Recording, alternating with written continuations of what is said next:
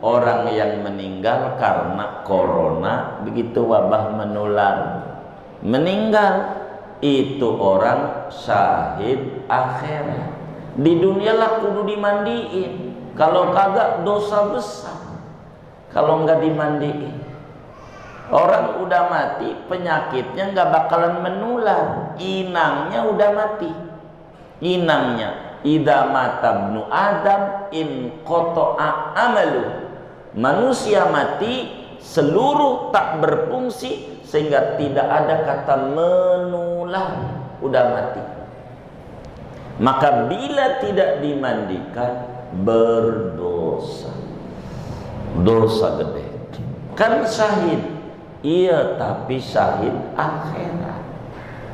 Artinya syahid akhirat, di akhirat dikelompokkan mati syahid, tapi di dunianya mah biasa, dimandiin, dikafanin, sholatin kubur.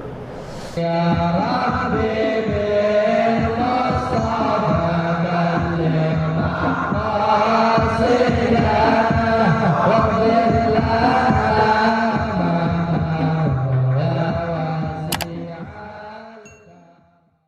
Assalamualaikum warahmatullahi wabarakatuh. Bismillahirrahmanirrahim. Alhamdulillahi rabbil alamin. Wassalatu wassalamu ala sayyidina Muhammadin wa ala alihi wa sahbihi ajma'in, amma ba'du. Farabbi syrah li sadri wa yassir li amri wahlul 'uqdatam min lisani yafqahu qawli. Subhanaka la ilma lana illa ma 'allamtana innaka antal alimul hakim. Qala al-imamul muallif rahimahullahu ta'ala wa nafa'ana bih wa bi barakati ulumih wa ghafara lahu wa limasyayikhihi wa limasyayikhina amin. Wa yajibul ghuslu aidan biwiladatin. Wa yajibul ghuslu aidan, dan wajib oleh mandi pula, biwiladatin dengan sebab melahirkan, walau bila balalin, dan sekalipun yaitu dengan tanpa basah, wa ilqa'i alaqatin wa mudghatin, dan dengan sebab melahirkan segumpal darah dan segumpal daging, wa bimauti muslimin ghairi syahidin, dan dengan sebab meninggalnya seorang muslim ghairi syahidin, yang bukan mati syahid. Wallahu a'lam bissawab. Segini kita bedah. Bapak, Ibu, saudara-saudara sekalian, kajian kita pada malam hari ini akan menutup pembahasan hal-hal yang mewajibkan mandi. Dalam matan Qurratul Ain ada 4, tapi pada paparan lanjutannya ada 6, dan kita akan memasuki yang ke-5 dan ke-6. Wa yajibul ghuslu aidan biwiladatin. Di antara hal-hal yang mewajibkan mandi khusus bagi perempuan, yaitu disebabkan melahirkan.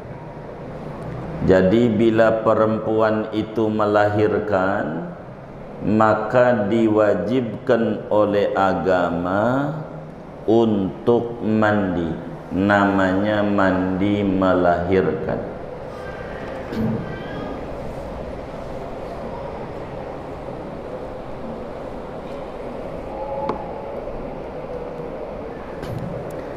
Namanya mandi melahirkan. Habis melahirkan itu pegel dia badan, maka adalah disebut mandi karena melahirkan. Ada dua manfaat daripada mandi karena melahirkan ini, baik manfaat zahir maupun manfaat adalah manfaat batin. Manfaat batin adalah dorongan bagi perempuan untuk bersyukur karena telah melahirkan anak yang dia tunggu-tunggu sekian lama. Maka ketika dia melahirkan, badannya pada pegel. Maka agama secara aspek lahiriah supaya seger kembali, maka kemudian disuruh mandi. Niat saya mandi karena mengangkat hadas besar daripada melahirkan anak. Fardu karena Allah Ta'ala melahirkan. Kenapa melahirkan ini diwajibkan mandi? Sebab anak itu adalah mani yang membeku. Sperma itu cair, tapi kemudian membeku menjadi berjisim berwujud. Jadi li'annal walada maniyun munaqidun. Alasan diwajibkan mandi itu karena anak itu adalah sperma yang membeku yang menjadi orang. Lagi keluar mani aja wajib mandi, apalagi maninya yang udah jadi orang, apalagi. Sehingga perempuan itu wajib mandi ketika dia melahirkan. Cuman yang harus diingat, kalau nggak mandi ini dosa. Tanya sama bininya, waktu ngelahirin mandi nggak? Kalau nggak dosanya, wong wajib. Cuman mandi melahirkan ini bila tidak bersambung dengan darah nifas. Habis ngelahirin, kemudian tidak ada darah, selang barang sejam atau setengah hari, 6 jam, kemudian keluar darah. Inilah ada namanya mandi melahirkan. Namun ketika darah nifas itu nyambung dengan melahirkan, maka mandi melahirkannya hilang, nanti mandinya adalah mandi nifas. Itu perempuan. Bagaimana kalau lahirnya sesar? Mandi. Tidak boleh secara teori kedokteran. Tayamum. Jangan tidak. Wajib mandi. Bagi orang melahirkan, agar supaya dia mudah ketika dia melahirkan itu, adalah doa-doa, disuruh membaca doaul karbi, baca ayat kursi, biar gampang dia melahirkannya itu. Termasuk doa yang diajarkan oleh Nabi Allah Isa alaihi salam. Nabi Isa itu melihat manjangan lahirnya susah ama Nabi Yahya alaihi salam. Kata Nabi Isa ama Nabi Yahya, ente bacain doa begini tuh manjangan, pegang aja dia punya pantatnya itu, baca doa Hanna waladat Maryam, Maryam waladat Isa, ukhruj ayyuhal maulud biqudratillahil malikil ma'bud. Baca ini, makalah kemudian diusap oleh Nabi Yahya alaihissalam, dipegang, dibacain doa yang diajarkan oleh Nabi Isa alaihissalam. Maka keluarlah bayi manjangan itu tanpa sulit. Kata Nabi Isa, siapa saja perempuan ketika dia melahirkan membaca doa ini, dia pegang aja perutnya, Hana waladat Maryam, Maryam waladat Isa, ukhruja yuhal maulud biqudratillahil malikil ma'bud. Wis enggak pakai sesar-sesar yang mahal, lagi zaman covid begini lakinya lagi susah ya kan. Nah, lahirnya jadi biar gampang ya. Kalau udah keluar hari-harinya belum, plasenta namanya, diajarin doa, Allahumma rabbas sayyidina Nuh wa rabbas sayyidina Ibrahim wa rabbas sayyidina Musa wa rabbas sayyidina Isa wa rabbas sayyidina Muhammadin sallallahu alaihi wasallam wa rabbas sayyidina Jibril wa Mikail wa Israfil wa Azrail wa rabbah hamalatil arsy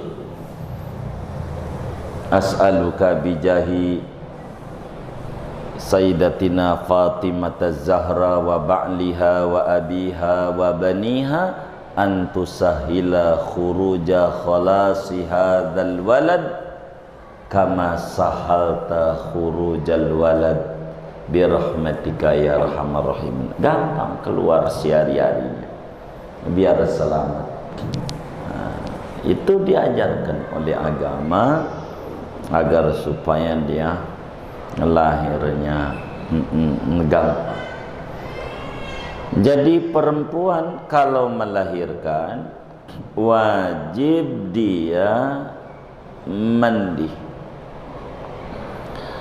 Bagaimana kalau kembar habis ngelahirin satu dia mandi? Jadi habis itu lahir lagi satu lagi, ia mandi lagi.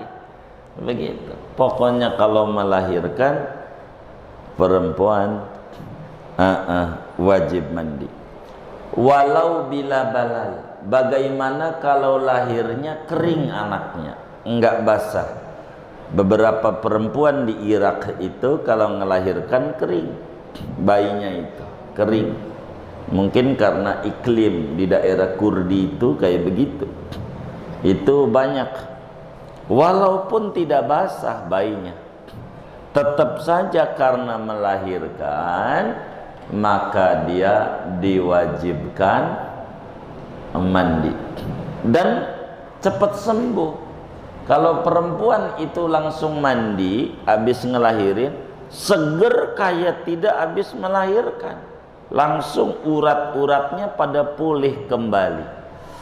Ibarat mobil tune up namanya, habis dimandiin itu rapih dia. Tapi kalau nggak buru-buru mandi, sembuhnya lama dia. Habis proses bersalin itu, gara-gara nggak mandi dia. Mandilah dia agar supaya cepat pulihnya. Tapi terlepas bahwa cepat atau tidak, ini peraturan agama. Pokoknya kalau melahirkan wajib mandi. Kemudian wa ilqa'i alaqah wa mudghah, wajib mandi juga walaupun lahirnya itu tidak bayi sempurna, masih segumpal darah, itu tetap wajib mandi. Mandi melahirkan, sebab segumpal darah ini bila kemudian para pakar kandungan mengatakan cikal bakal anak, maka wajib dia walaupun melahirkannya segumpal darah, wajib dia mandi. Wa mudghah, meskipun ngelahirnya segumpal daging, bila para pakar-pakar kandungan mengatakan bahwa hadhil mudghah aslu adami, adalah cikal bakal manusia, maka wajiblah ama perempuan itu mandi karena melahirkan.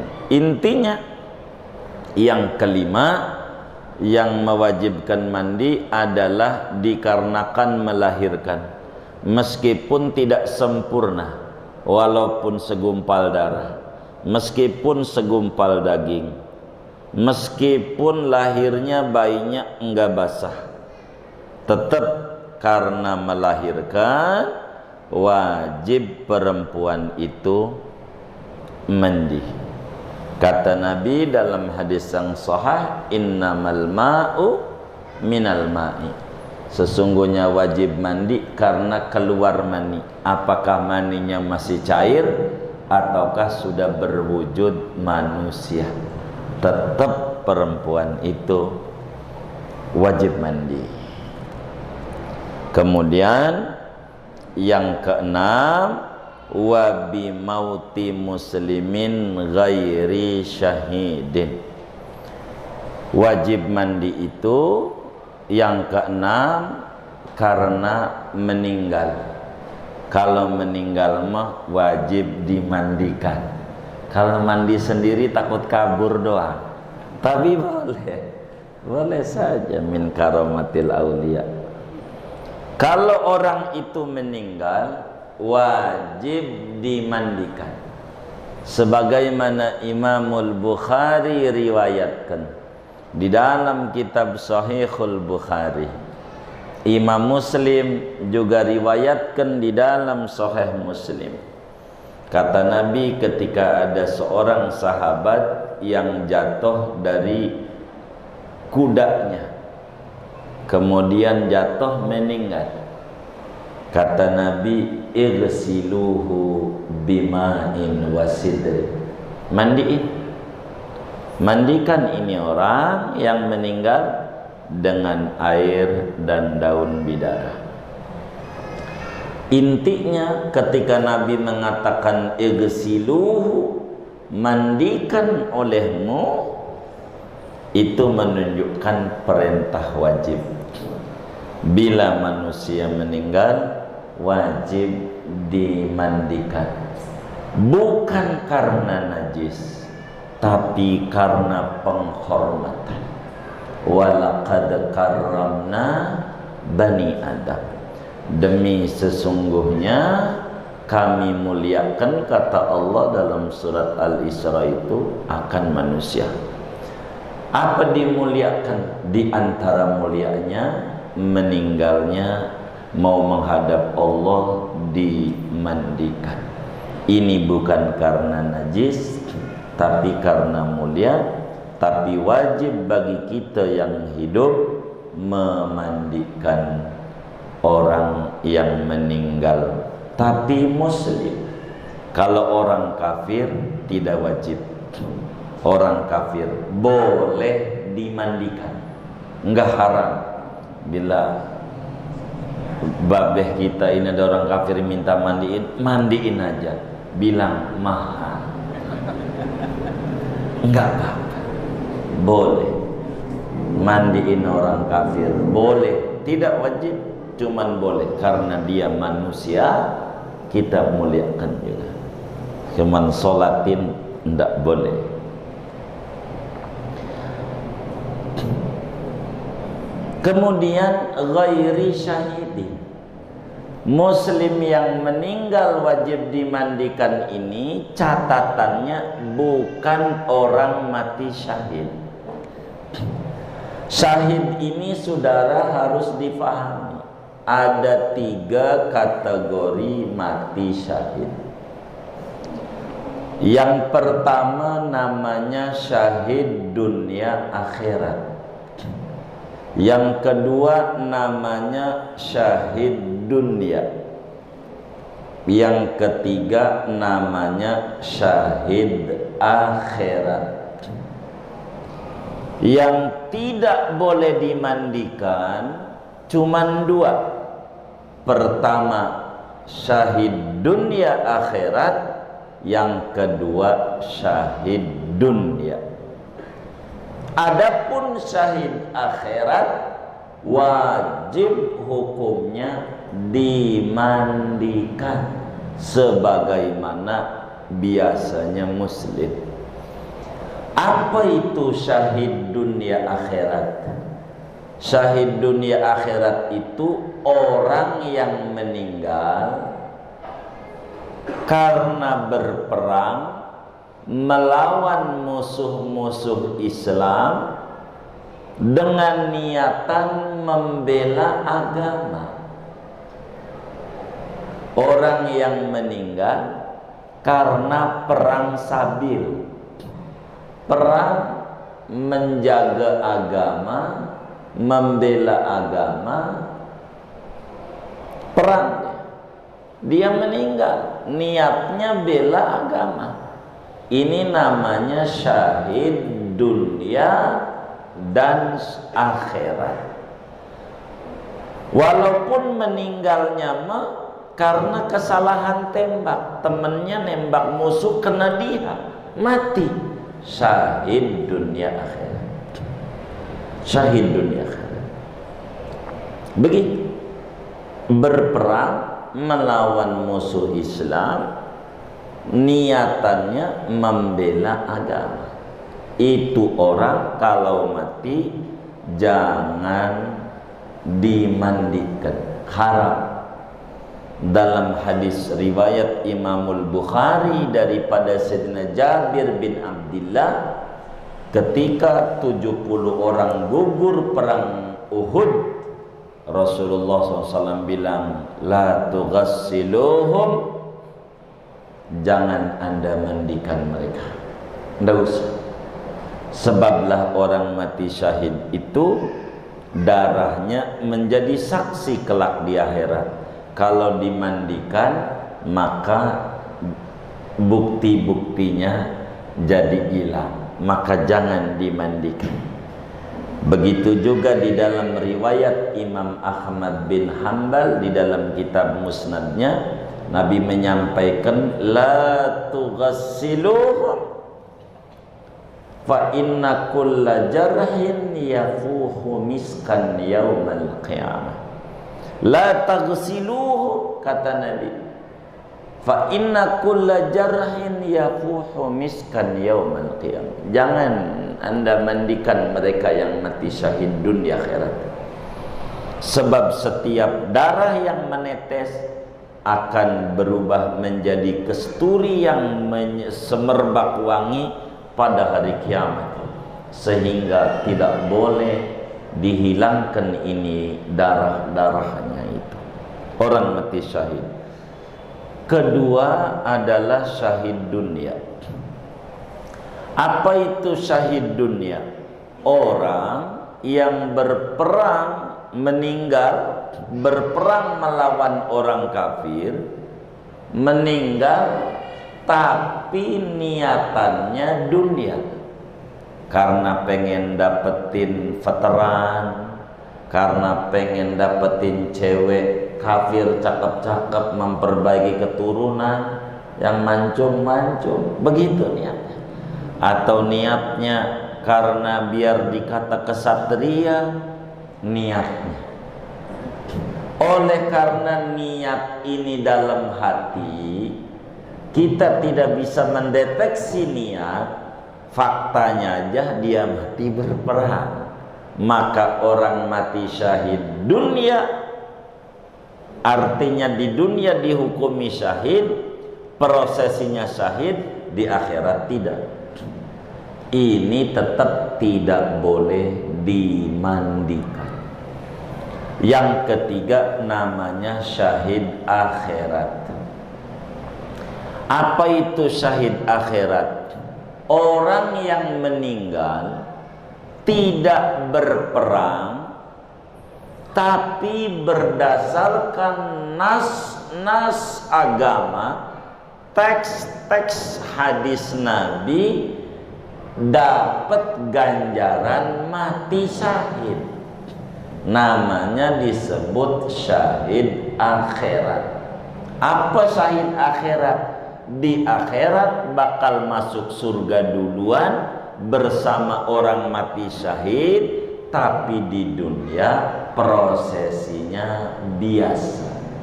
Namanya disebut syahid akhirat. Mana contohnya? Waduh, sabrok, banyak banget. Satu, orang perempuan ngelahirin gak keluar, bayinya meninggal dia.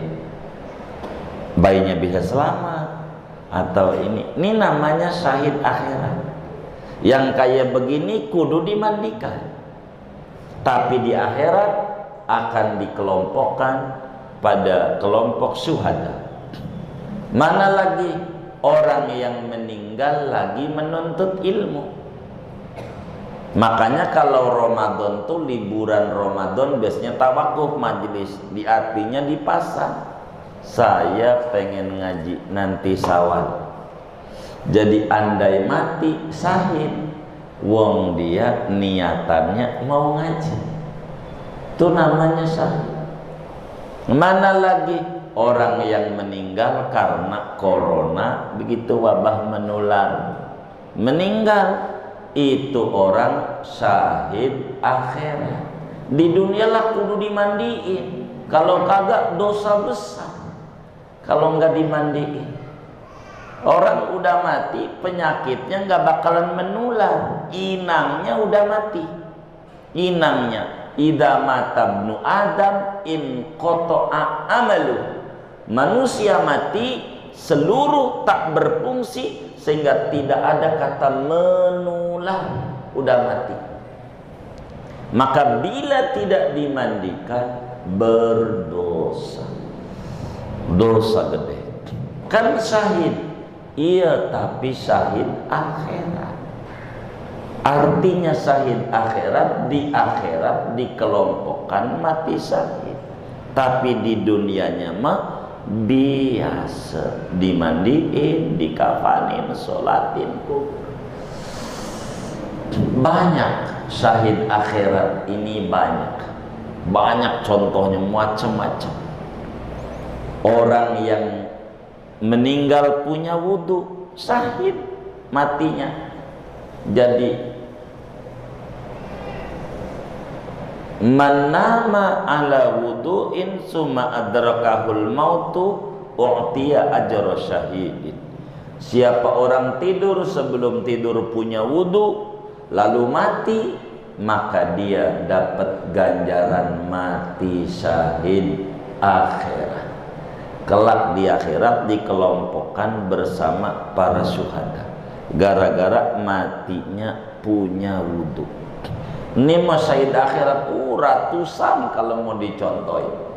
Syahid akhirat artinya syahid akhirat, di akhirat dikelompokkan bersama orang mati syahid, tapi di dunianya dikelompokkan biasa. Itu namanya syahid akhirat. Kemudian yang tidak dimandikan adalah sikit. Sikit bagaimana? Sikit itu bayi yang keluar dari perut ibunya sebelum sempurna 6 bulan. Kalau bayi meninggal udah usianya 6 bulan, itu mah proses orang dewasa. Kalau udah 6 bulan, 6 bulan, 7 bulan, itu mah udah orang. Wajib 4, mandiin, kafani, sholatin, kubur, nah begitu.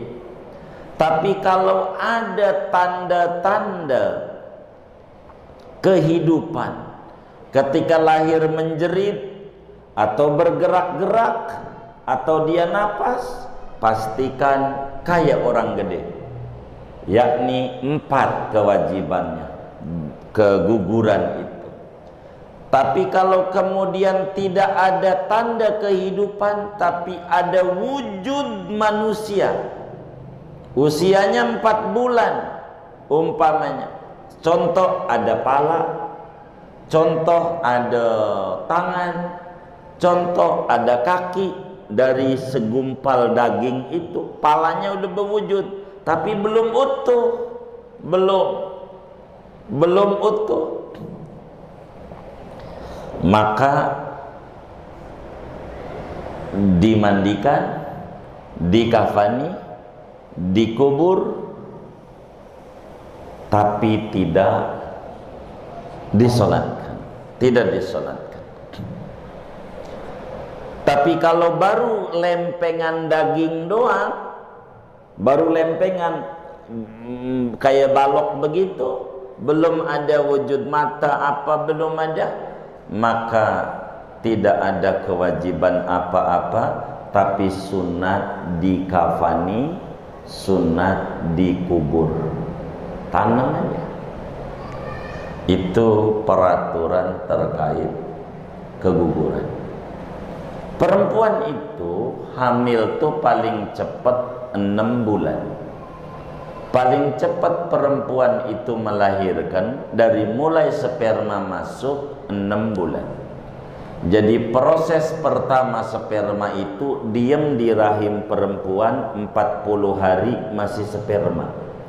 40 hari berikutnya segumpal darah. Berapa hari itu? 80. 40 hari berikutnya segumpal daging. Berapa hari itu? 120 hari itu berapa bulan? 4 bulan. 4 bulan ini ditiupin roh, hidup. 2 bulan lagi lahir. Paling cepat 6 bulan. Kalau 6 bulan disebut prematur. Tapi sudah bisa hidup kalau 6 bulan. Biasanya kalau 6 bulan muda, palanya di atas, kakinya di bawah. Kalau 6 bulan. Entar 7 bulan muter itu bayi, pala di atas turun ke mulut vagina, kaki di atas. 7 bulan namanya tua. Kalau 7 bulan enggak lahir, balik lagi pala yang ke bawah ke atas lagi. Pala di atas 8 bulan muda. Habis 8 bulan, kemudian 9 bulan palanya muter lagi ke bawah. Terus saja. Di mana genap muda, ganjil tua. Begitulah. Paling cepat 6 bulan, paling lama 4 tahun. 4 tahun. Imam Syafi'i lahir 4 tahun. Umumnya 9 bulan 10 hari. Umum. Ndak ada bayi lahir di bawah 6 bulan. Baru nikah 3 bulan yang lalu brojol bayi. Ini pakai DP. DP. Ndak bisa. Paling cepat 6 bulan. Ndak bisa. Di bawah 6 bulan. Kalau di bawah 6 bulan, anak ibunya bukan anak kita, tapi anak biologis kita, tapi bukan anak kita. Kalau perempuan, kita tak boleh jadi wali, zina lagi kalau wali.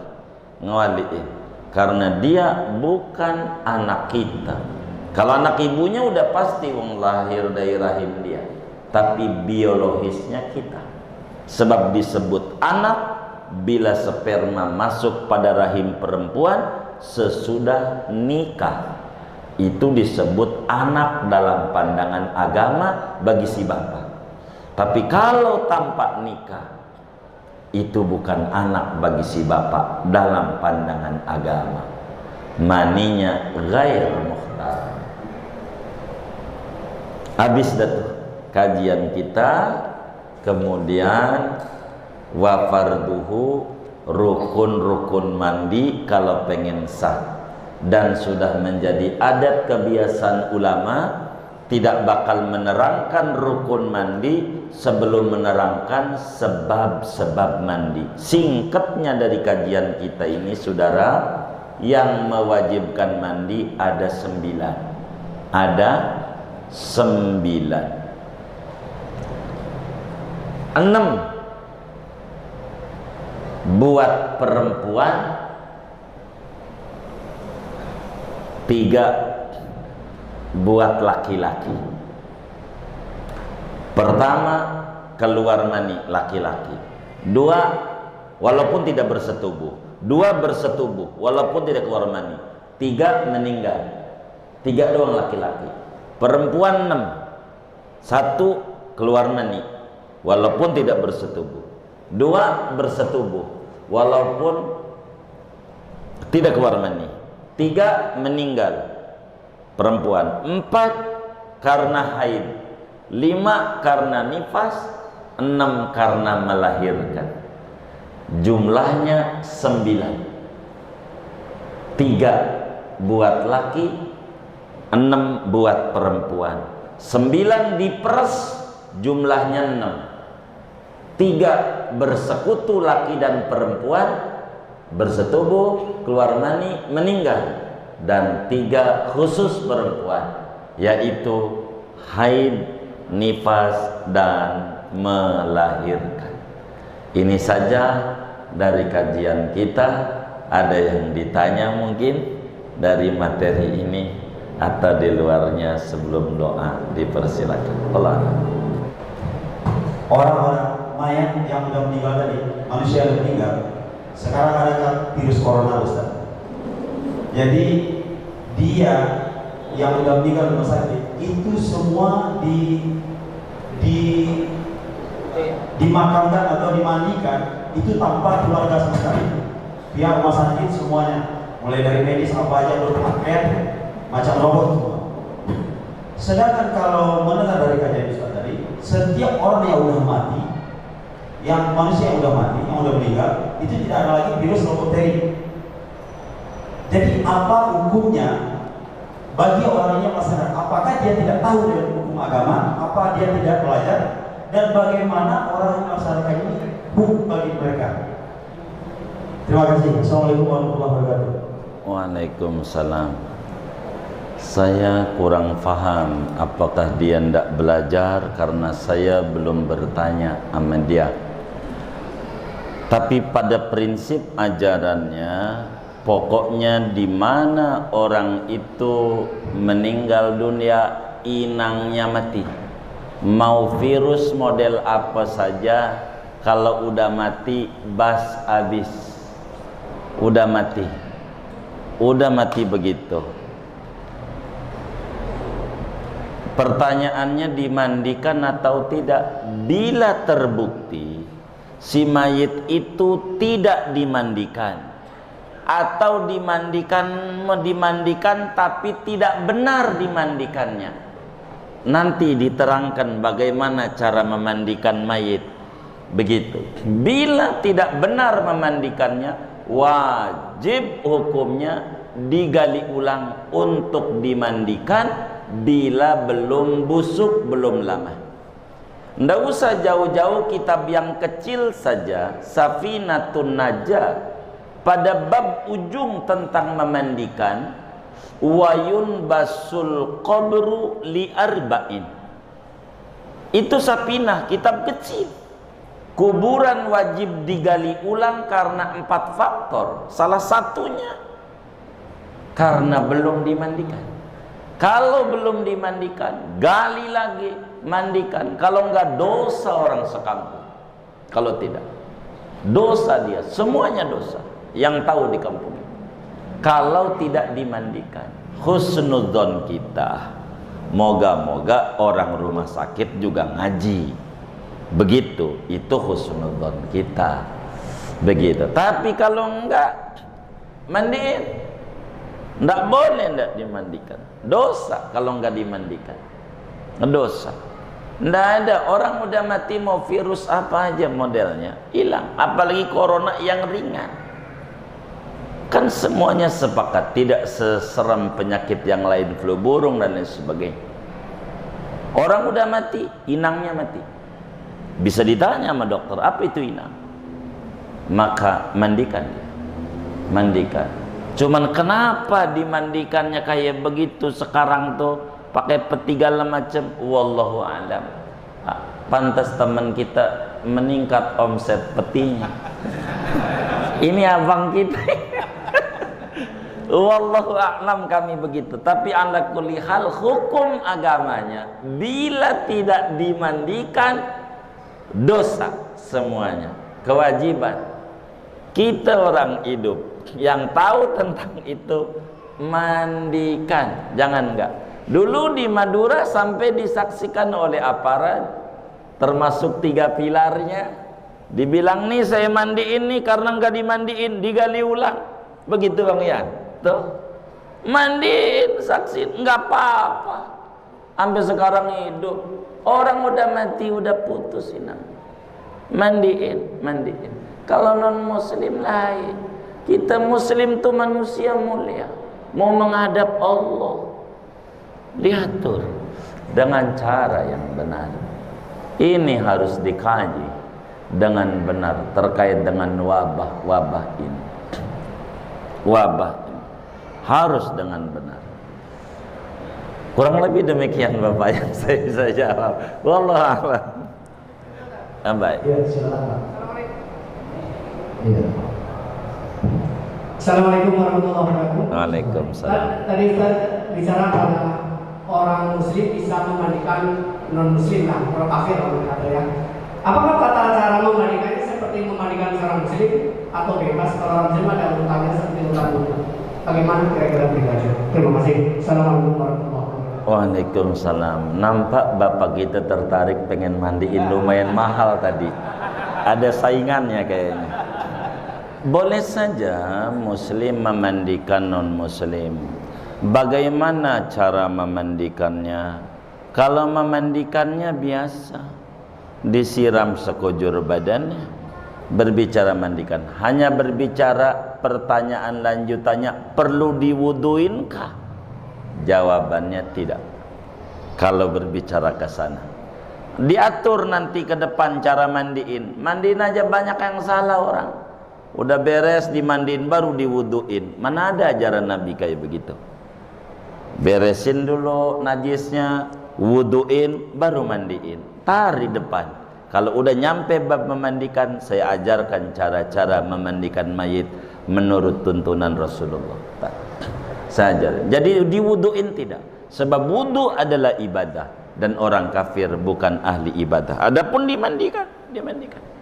Karena masih hidup aja mandi boleh, maka dia boleh dimandikan. Tidak haram. Tapi disolatkan ada nas, ndak boleh. Haram hukumnya. Tapi diwuduin ndak usah. Cuman dimandiin aja, mandiin. Guyur aja pakai selangan.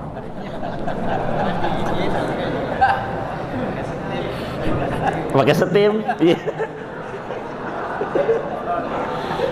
Tapi jangan diwuduin. Itu aja. Terima kasih dan pertanyaannya. Wallahu a'lam.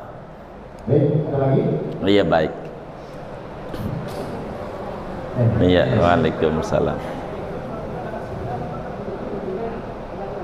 Ulang lagi, Pak. Assalamualaikum warahmatullahi wabarakatuh. Waalaikumsalam. Terima kasih atas waktunya. Iya. Jadi saya punya pengalaman, tadi kan ada 6 yang dipilih dari 9 yang wajib menikah. Jadi ada malam kan, malam itu banyak pagi ada yang kita mau. Baik. Lalu ada yang hijrah, kawan dengan hijrah yang tadi narkoba, apakah perlu juga mandi atau gimana sih? Waalaikumsalam warahmatullahi wabarakatuh. Apakah non muslim dengan masuk Islam itu wajib mandi? Jawabannya tidak.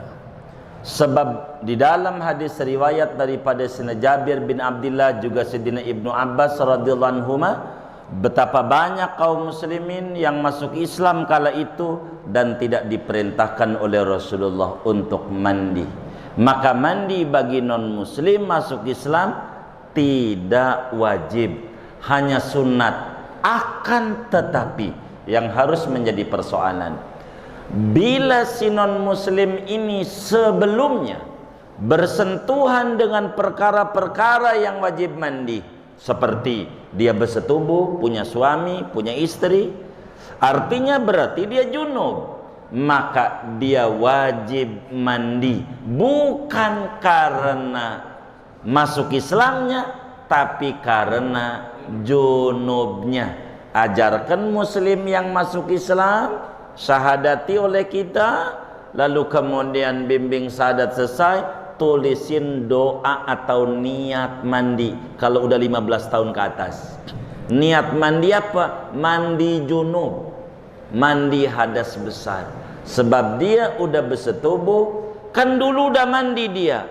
Mandinya orang kafir tidak sah, sebab dia bukan ahli niat. Syarat niat adalah Islam, dan orang kafir laisa min ahli niat, sehingga la tasihhu ibadatuhu. Oleh karena itu orang non muslim kalau dia masuk Islam dan sudah baligh, udah bersetubuh atau apa saja yang menyebabkan seperti perempuan men dan seterusnya, maka wajib mandi, bukan karena masuk Islamnya, tapi karena Iya, junubnya, karena junubnya, berhadas besarnya. Kurang lebih demikian. Kemudian bagaimana orang narkoba, dia hijrah, dia mandi. Ini sunat. Banyak sunat-sunat mandi itu ada 17 sunat. Di antara sunat-sunat mandi ada 17 macam. Termasuk daripada orang-orang yang seperti itu, orang mabuk, orang gila, begitu. Kalau kemudian sembuh, sunat dia mandi. Jadi waghusl majnuni, dan mandinya orang gila idza afaqa, apabila dia udah siuman, udah sembuh, maka dia disunatkan mandi, tapi tidak wajib. Hanya ini saja yang diwajibkan mandi, di luar itu tidak wajib. Jadi kembali, orang kafir bila masuk Islam tidak diwajibkan mandi karena Islamnya, tapi dia diwajibkan mandi karena berhadas besarnya. Kurang lebih demikian. Wallah.